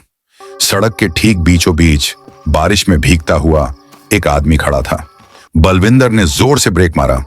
बलविंदर इन सब बातों को वहम मानता था। 20 साल का तजुर्बा था उसका। उसने देश का कोना कोना छाना था। भूत प्रेत से ज्यादा उसे लुटेरों का डर रहता था। तभी हेडलाइट की रोशनी ने कुछ ऐसा दिखाया जिससे बलविंदर का दिल एक पल के लिए धड़कना भूल गया। सड़क के ठीक बीचों बीच बारिश में भीगता हुआ एक आदमी खड़ा था। बलविंदर ने जोर से ब्रेक मारा। उसने हेडलाइट की तेज रोशनी में सामने देखा। वह आदमी अभी भी वहीं खड़ा था। उसने अपनी जगह से 1 इंच भी हिलने की कोशिश नहीं की थी। उसने काले रंग का बरसाती कोट पहना हुआ था जिसका हुड उसके चेहरे को ढके हुए था। पागल है क्या साले? बलविंदर ने खिड़की का शीशा नीचे किया और चिल्लाया, मरना है तो ट्रेन के नीचे जा, मेरे ट्रक के नीचे क्यों आ रहा है? बारिश की बौछार सीधे बलविंदर के मुंह पर लगी। उस आदमी ने कोई जवाब नहीं दिया। उसने धीरे से अपना हाथ उठाया और आगे के रास्ते की तरफ इशारा किया, सीधा घने अंधेरे की तरफ। बलविंदर को अजीब सी सिहरन महसूस हुई। उसने देखा कि उस आदमी के पैर हवा में नहीं थे, जमीन पर ही थे। लेकिन कुछ तो गलत था। उस आदमी के कोट से पानी नहीं टपक रहा था। इतनी तेज बारिश में भी वह आदमी सूखा लग रहा था। हट जा सामने से, बलविंदर ने हॉर्न बजाया। हॉर्न की आवाज गूंजी और जैसे ही पलक झपकी वह आदमी गायब था। बलविंदर ने अपनी आंखें मली। सामने खाली सड़क थी, सिर्फ बारिश और अंधेरा। नींद का झोंका, उसने खुद को समझाया। ज्यादा थकान हो गई है बलविंदर पाची, अब दिमाग खेल खेल रहा है। उसने गियर बदला और ट्रक को धीरे धीरे आगे बढ़ाया। लेकिन जैसे ही ट्रक उस जगह से गुजरा जहां वह आदमी खड़ा था, केबिन का तापमान अचानक गिर गया। इतनी ठंड कि बलविंदर के मुंह से भाप निकलने लगी। उसने हीटर चेक किया। हीटर फुल पर था, लेकिन हवा ऐसे आ रही थी जैसे सीधे फ्रीजर से निकल रही हो। तभी उसकी नजर रियर व्यू मिरर पर पड़ी। उसका खून जम गया। वह आदमी, काले रेनकोट वाला वह आदमी, अब सड़क पर नहीं था। वह ट्रक के पीछे लोहे की सरियों के ऊपर बैठा था। बलविंदर ने झटके से ब्रेक मारने का सोचा, लेकिन फिर उसे अपने उस्ताद की बात याद आ गई। बेटा, अगर कभी लगे कि गाड़ी में कोई और भी है जो तुझे नहीं दिख रहा, या शीशे में कुछ ऐसा दिखे जो होना नहीं चाहिए, तो ब्रेक मत मारना, रेस देना, उसे गिराने की कोशिश मत करना, बस उसे अपनी मंजिल तक मत पहुंचने देना। बलविंदर ने एक्सीलेटर पर पैर जमा दिया। ट्रक 60 से 80 की रफ्तार पकड़ने लगा। अचानक केबिन के पीछे वाले शीशे पर, जो ड्राइवर की सीट के ठीक पीछे होता है, एक जोरदार आवाज आई, जैसे किसी ने पूरी ताकत से हथेली मारी हो। बलविंदर की चीख निकलते निकलते रह गई। उसने हिम्मत करके पीछे मुड़कर देखा। केबिन के अंदर सब सामान्य था, लेकिन पीछे की छोटी खिड़की पर बाहर की तरफ से 2 हाथों के निशान छप रहे थे। हाथ नहीं, पंजे। वे इंसान के हाथ से कहीं ज्यादा बड़े थे। उंगलियां लंबी और टेढ़ी मेढ़ी थीं और उन निशानों से खून रिस रहा था। वाहे गुरु, वाहे गुरु। बलविंदर का गला सूख गया। वह हनुमान चालीसा याद करने की कोशिश करने लगा, लेकिन डर के मारे उसके दिमाग ने काम करना बंद कर दिया था। ट्रक अब 90 की स्पीड पर था। घाट का रास्ता था, खतरनाक मोड़ थे। इतनी स्पीड पर ट्रक चलाना आत्महत्या थी, लेकिन रुकना मतलब कत्ल होना था। तभी उसके बगल वाली खाली सीट, क्लीनर की सीट पर एक आवाज आई, एक गीली भारी सी आवाज, जैसे कोई कीचड़ में चल रहा हो। बलविंदर ने कनखियों से देखा। सीट गीली हो रही थी। पानी का एक धब्बा सीट के कुशन पर अपने आप बड़ा होता जा रहा था। और फिर एक धीमी फुसफुसाती हुई आवाज उसके ठीक कान के पास आई, तेज और तेज चलाओ बलविंदर। बलविंदर का पूरा शरीर कांप गया। यह आवाज किसी इंसान की नहीं थी। यह आवाज ऐसी थी जैसे सूखे पत्तों को कुचला जा रहा हो। कौन है तू? बलविंदर चिल्लाया। उसकी आवाज फटी हुई थी। क्या चाहिए तुझे? मुझे घर जाना है। आवाज फिर आई, मुझे वहीं छोड़ दो जहां से उठाया था। मैंने किसी को नहीं उठाया। बलविंदर रोने जैसा हो गया। मैं तो रुका ही नहीं। तुम रुके थे 1998 में इसी मोड़ पर। यह सुनते ही बलविंदर के दिमाग में एक बिजली सी कौंधी। 1998, 25 साल पहले। उस वक्त बलविंदर नया नया ड्राइवर बना था। जवानी का जोश था। इसी काला घाटी में एक रात उसने शराब पी रखी थी। बारिश ऐसी ही थी। एक औरत सड़क पार कर रही थी और उसे बचाने के चक्कर में उसने ट्रक नहीं मोड़ा था। उसे लगा था वह कोई जानवर है। ट्रक के पहिए के नीचे कुछ आने की आवाज आई थी, लेकिन डर के मारे वह रुका नहीं था। वह भाग गया था। क्या यह वही है? नहीं, वह हादसा था। बलविंदर चीखा, मुझे माफ कर दो, वह एक हादसा था। अचानक स्टीयरिंग व्हील अपने आप घूमने लगा। बलविंदर के हाथों की पकड़ छूट गई। ट्रक अब उसके कंट्रोल में नहीं था। ट्रक अपने आप दाईं तरफ मुड़ गया, सीधे खाई की तरफ। नहीं नहीं, बलविंदर ने ब्रेक पर दोनों पैर जमा दिए, लेकिन ब्रेक पैडल पत्थर जैसा सख्त हो गया था। वह हिल भी नहीं रहा था। ट्रक रेलिंग तोड़ता हुआ हवा में झूल गया।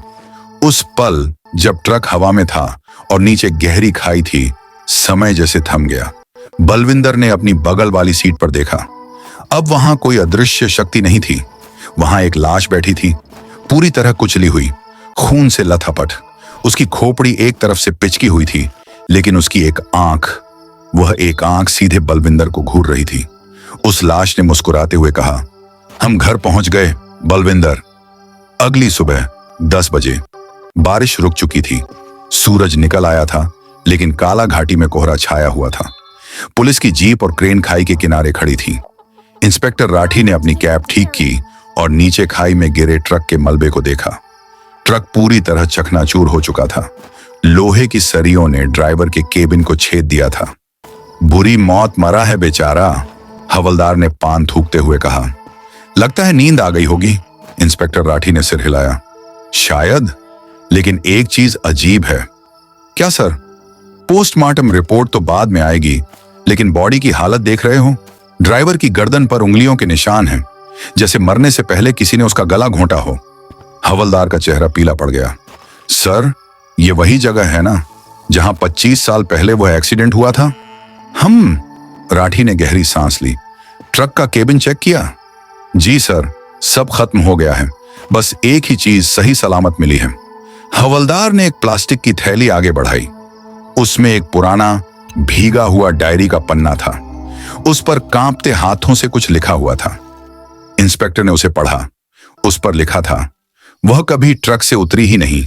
वह पिछले 25 सालों से मेरे साथ ही सफर कर रही थी। आज उसने मुझे बता दिया। इंस्पेक्टर ने पन्ना मोड़ा और अपनी जेब में रख लिया। हवा में एक अजीब सी ठंडक घुल गई थी, बावजूद इसके कि सूरज सिर पर था। तभी क्रेन वाले ने आवाज दी, साहब, ट्रक के पीछे कुछ लिखा है, साफ करूं क्या? ट्रक के पीछे कीचड़ पुता हुआ था। इंस्पेक्टर ने इशारा किया। क्रेन वाले ने कपड़ा मारकर कीचड़ हटाया। वहां शेरो शायरी नहीं लिखी थी। वहां लाल पेंट से, जो अभी भी ताजा लग रहा था, लिखा था, सफर खत्म, अगला मुसाफिर तैयार रहे। इंस्पेक्टर ने पीछे मुड़कर सड़क की तरफ देखा। एक और ट्रक दूर से आता दिखाई दे रहा था। अनजान, बेखबर। दोपहर की चिलचिलाती धूप थी, लेकिन कबाड़ बाजार का माहौल हमेशा की तरह भारी और उदास था। लोहे के कटने की आवाज और हथौड़ों की हर तरफ गूंज रही थी। सुरेश, एक 28 साल का नौजवान ड्राइवर, अपनी पुरानी अशोक लीलैंड लॉरी के लिए कुछ सस्ते पार्ट्स ढूंढ रहा था। उसकी गाड़ी का साइड मिरर टूट गया था और म्यूजिक सिस्टम खराब था। वह असलम भाई की दुकान पर पहुंचा। असलम पुराना कबाड़ी था जो एक्सीडेंट वाली गाड़ियों का सामान बेचता था। असलम भाई, कोई बढ़िया सा साइड मिरर है क्या? और एक डेक भी चाहिए, सुरेश ने पसीना पोंछते हुए कहा। असलम ने बीड़ी का कश लिया और एक कोने में इशारा किया। वहां एक ट्रक का मलबा पड़ा था। वह ट्रक पूरी तरह पिचका हुआ था, जैसे किसी राक्षस ने उसे मुट्ठी में भींच दिया हो। वह बलविंदर का ट्रक था, MP 09HG 6660। वो देख, असलम बोला, उस टाटा सिग्ना का माल है। गाड़ी तो खत्म हो गई, लेकिन उसका बायां शीशा और पायनियर का म्यूजिक सिस्टम बिल्कुल नया है। ले जा सस्ते में। सुरेश उस मलबे के पास गया। अजीब बात थी, पूरी गाड़ी चकनाचूर थी, लेकिन वह साइड मिरर ऐसे चमक रहा था जैसे अभी शोरूम से आया हो। उस पर एक खरोंच तक नहीं थी। सुरेश ने शीशे में अपना चेहरा देखा। एक पल के लिए उसे लगा कि शीशे में उसके पीछे कोई खड़ा है, एक काली परछाई। उसने झटके से पीछे मुड़कर देखा। वहां कोई नहीं था, सिर्फ लोहे के टूटे हुए पाइप पड़े थे। वहमी की बीमारी है, सुरेश ने सोचा और मुस्कुरा दिया। उसने वह मिरर और म्यूजिक सिस्टम खरीद लिया। उसे क्या पता था कि वह लोहे के टुकड़े नहीं बल्कि अपनी मौत खरीद कर ले जा रहा है। उसी रात हाईवे पर सुरेश की ट्रक में रात के 11 बज रहे थे। सुरेश अपनी लॉरी लेकर नासिक की तरफ जा रहा था। उसने नया म्यूजिक सिस्टम फिट कर लिया था और वह चमचमाता हुआ साइड मिरर भी लगा हुआ था। सड़क सुनसान थी। सुरेश ने नया म्यूजिक सिस्टम ऑन किया। अरे यार, असलम ने खराब माल दे दिया क्या? सुरेश बड़बड़ाया। उसने ट्यूनिंग बटन घुमाया। अचानक आवाज साफ हो गई। गाना बजा, मुसाफिर हूं यारों, ना घर है ना ठिकाना। सुरेश सकपका गया। उसने यह गाना नहीं लगाया था। उसने पेन ड्राइव लगाई थी जिसमें नए पंजाबी गाने थे। यह पुराना गाना कहां से बजने लगा? और सबसे डरावनी बात, यह वही गाना था जो बलविंदर की मौत के वक्त उसके ट्रक में बज रहा था।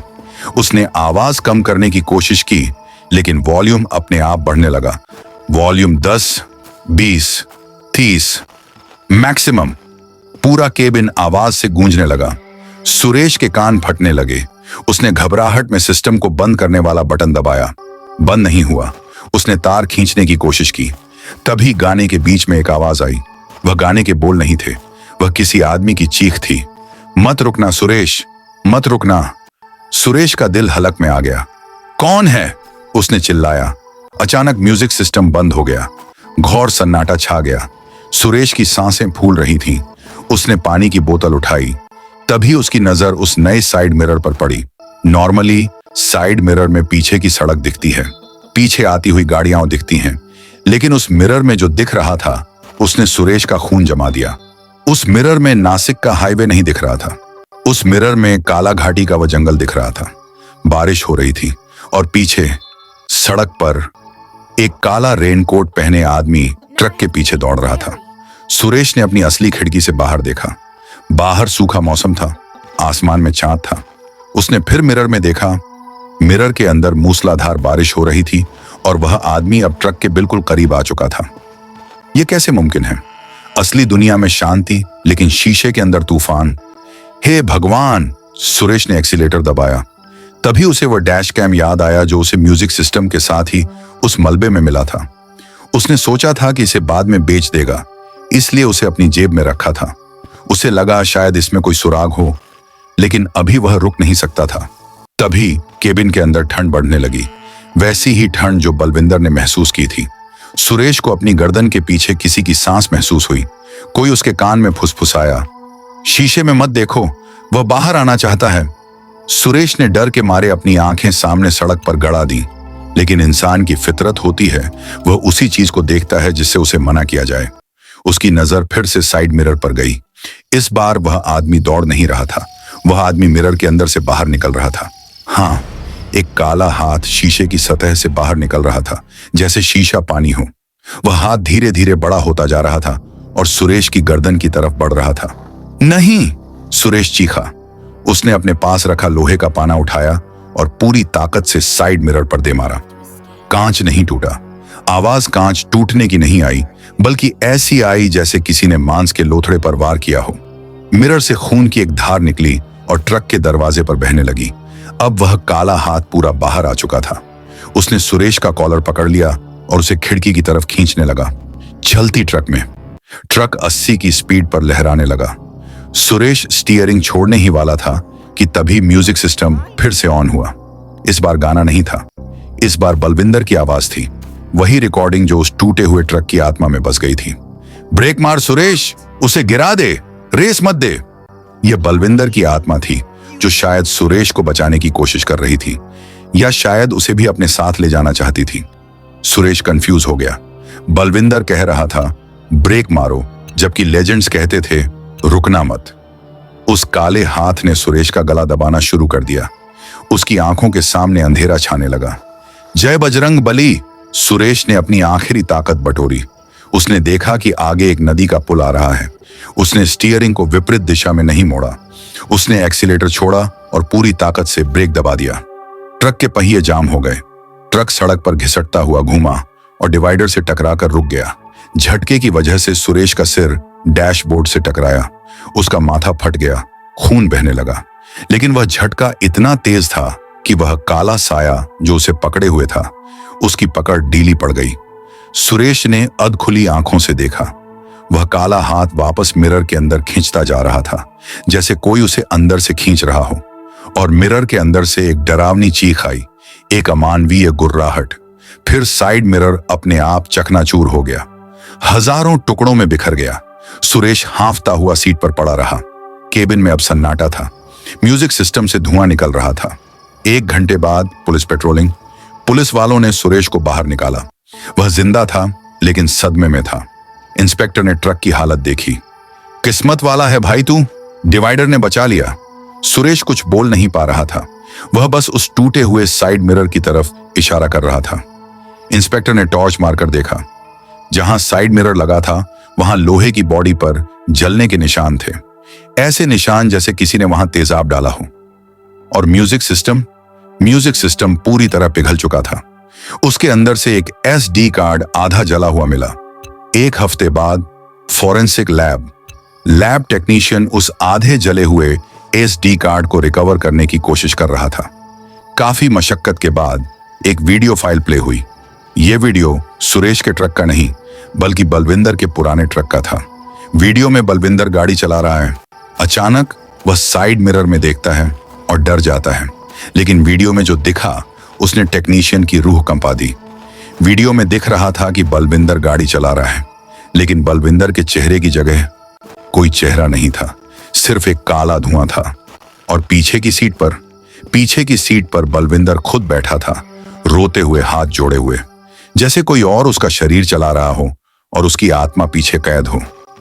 वीडियो के आखिरी सेकंड में कैमरा उस काले धुएं वाले ड्राइवर की तरफ झूम होता है। वह कैमरे की तरफ देखता है और मुस्कुराता है। उसके दांत नहीं थे, सिर्फ अंधेरा था। कंप्यूटर की स्क्रीन अचानक काली हो गई। लैब की बत्तियां बुझ गईं और अंधेरे में टेक्नीशियन के ठीक पीछे से आवाज आई, क्या तुमने मुझे बुलाया? अगर आज रात सफर पर निकलो और म्यूजिक अपने आप चलने लगे, तो समझ जाना सफर अब सिर्फ तुम्हारा नहीं रहा। इस कहानी को यहीं खत्म मत समझना, क्योंकि काला घाटी में अगला मुसाफिर हमेशा तैयार रहता है।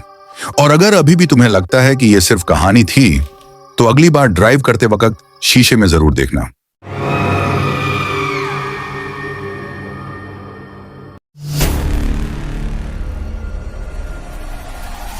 क्या आपने कभी सोचा है, जब रात के 2 बजे सुनसान सड़क पर आपकी गाड़ी की हेडलाइट्स अंधेरे को चीर रही होती हैं, तो उस अंधेरे में कौन छिपा होता है? हम सबको लगता है कि हम गाड़ी में अकेले हैं, लेकिन क्या सच में हम अकेले होते हैं? भारत के कई हाईवेज पर एक कहानी अक्सर सुनाई जाती है। एक लड़की सफेद कपड़ों में, हाथ में एक पुरानी लालटेन या सिर्फ एक इशारा, लिफ्ट मांगती हुई। कुछ लोग कहते हैं कि वो घर जाना चाहती है, और कुछ लोग कहते हैं कि वो आपको आपके असली घर पहुंचाना चाहती है, यानी मौत के पार। अगर कभी किसी सुनसान सड़क पर कोई लड़की लिफ्ट मांगे, तो ये वीडियो याद रखना, क्योंकि आज जो तुम सुनने वाले हो वो एक कहानी नहीं, एक सच्ची चेतावनी है।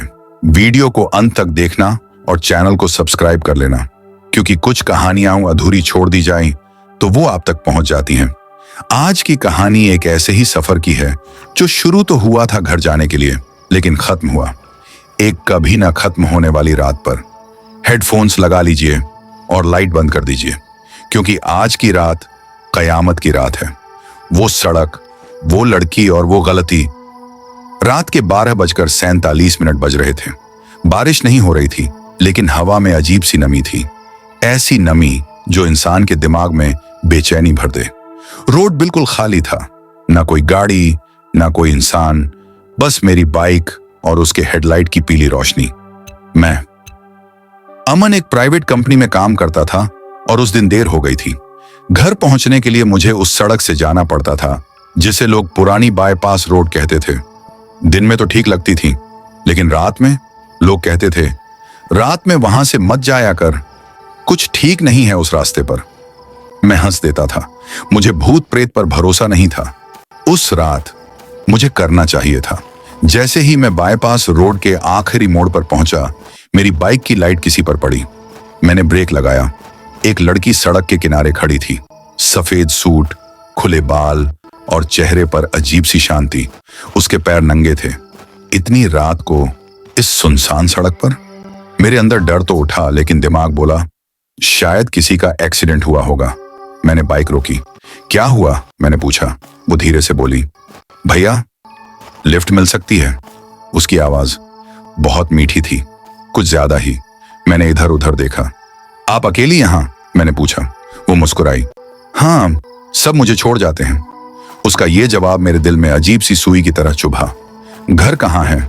मैंने पूछा। वो कुछ सेकंड चुप रही, फिर बोली, बस आगे। बस आगे? मैंने दोबारा पूछा, कहाँ आगे?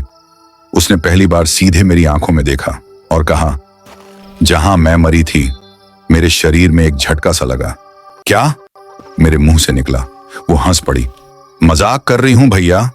मुझे उसे मना कर देना चाहिए था, लेकिन मैंने कहा, ठीक है बैठो। वो पीछे बैठ गई। जैसे ही उसने मेरी कमर को छुआ, मेरे पूरे शरीर में ठंड दौड़ गई। उसके हाथ बर्फ जैसे ठंडे थे। मैंने बाइक स्टार्ट की, लेकिन तभी मेरे कान में उसकी आवाज आई, भैया धीरे चलाना, मेरी गर्दन टूटी हुई है। मैंने तुरंत ब्रेक मारा। पीछे देखा, वो सीधी बैठी थी। मैंने घबरा कर पूछा, आप ठीक तो हैं?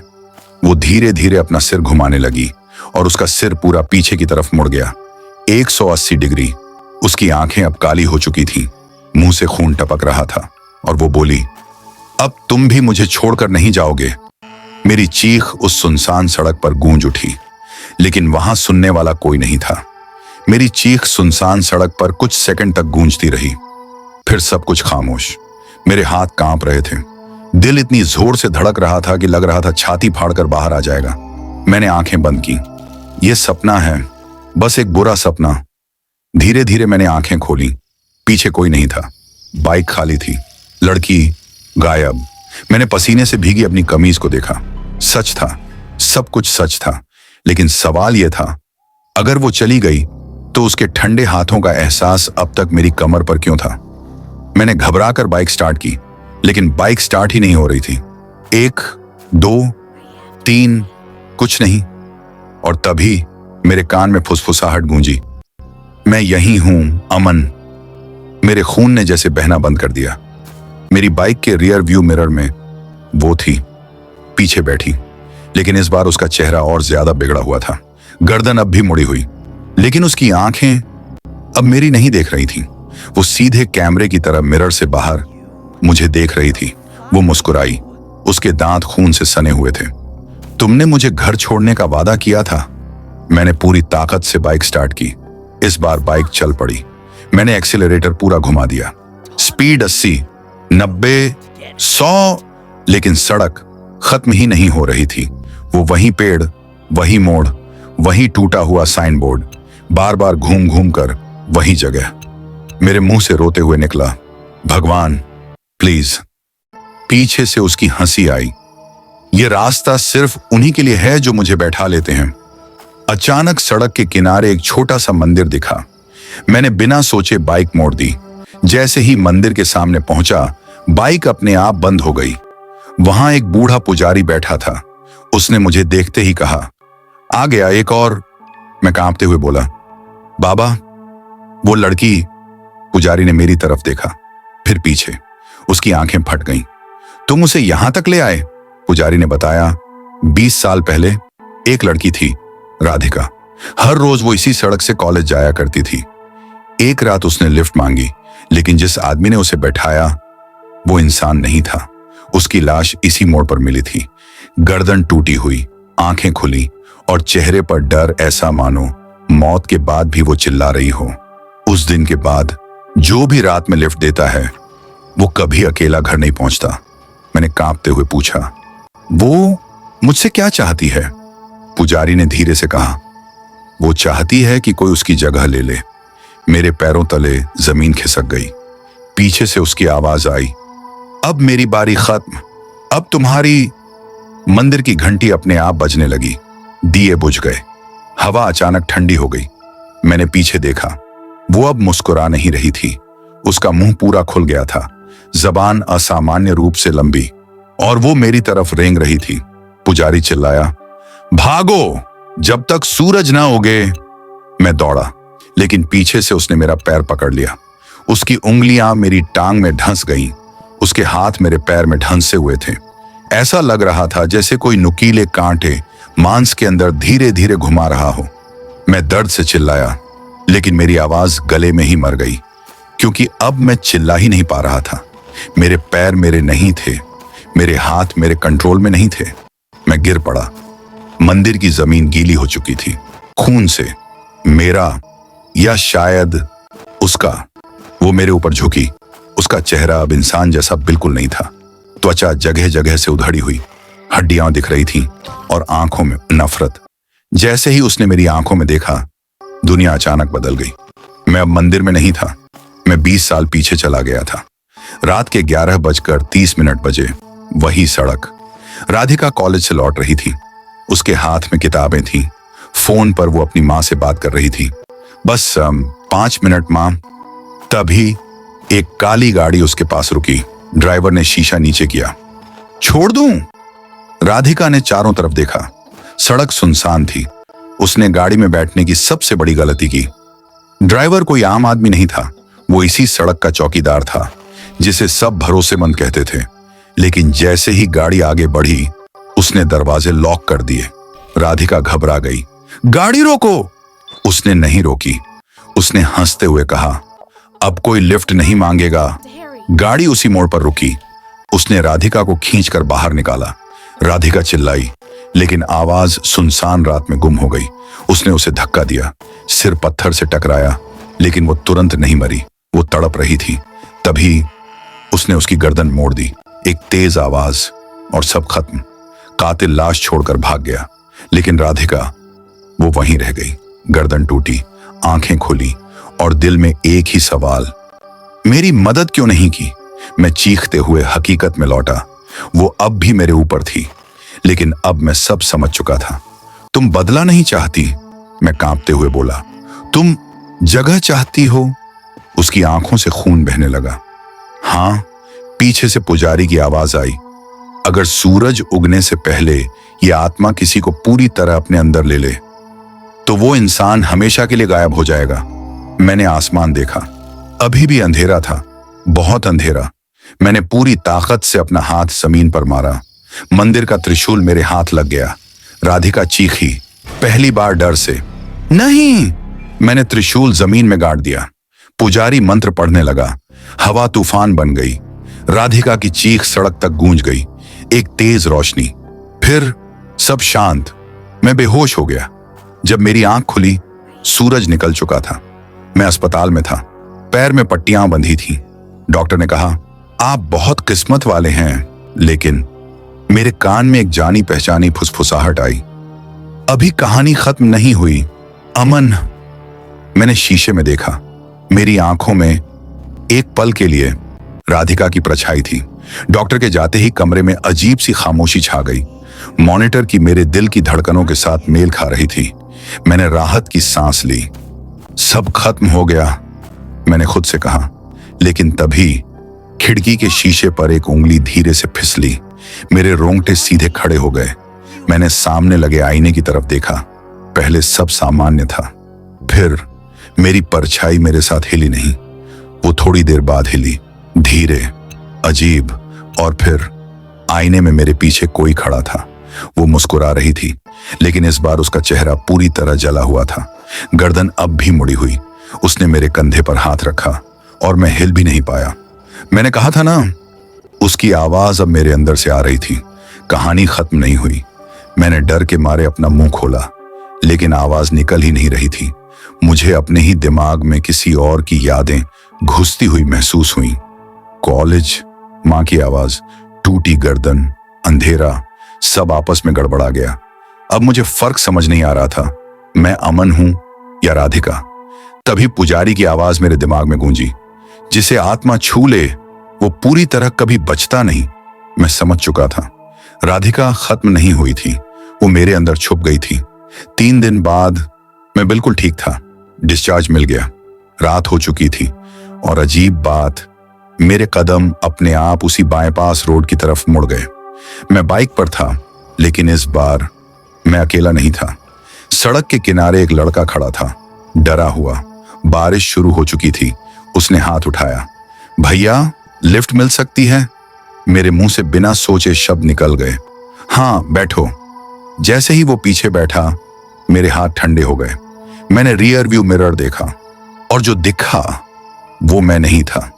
मेरी आंखें काली थीं, मेरी गर्दन थोड़ी सी मुड़ी हुई थी और मेरे होंठों से एक औरत की आवाज निकली, धीरे चलाना, मेरी गर्दन टूटी हुई है। लड़का चिल्लाया, लेकिन बहुत देर हो चुकी थी। सड़क लूप में फंस चुकी थी। वही पेड़, वही मोड़, वही अंधेरा, और अब लिफ्ट मांगने वाली लड़की में बन चुका था। अगर कभी रात के सन्नाटे में कोई लिफ्ट मांगे तो याद रखना, कभी कभी भूत पीछे नहीं बैठता, वो चलाने वाला होता है। वीडियो खत्म हो गया, लेकिन कहानी नहीं, क्योंकि जो चीज तुमने अभी सुनी है वो अब तुम्हारे दिमाग में जिंदा रहेगी। आज रात जब तुम अकेले चलोगे और पीछे से किसी के कदमों की आवाज आए तो मुड़कर मत देखना, क्योंकि कुछ चीजें सिर्फ देखे जाने का इंतजार करती हैं, और जैसे ही तुमने देखा वो तुम्हारे साथ चलने लगती हैं। अगर अभी भी दिल जोर से धड़क रहा है तो समझ लेना, वो कहानी स्क्रीन में नहीं थी, वो तुम्हारे आसपास है। आज रात लाइट बंद करने से पहले एक बार पीछे जरूर देखना, क्योंकि हो सकता है ये वीडियो तुम्हारा आखिरी अकेला वीडियो हो।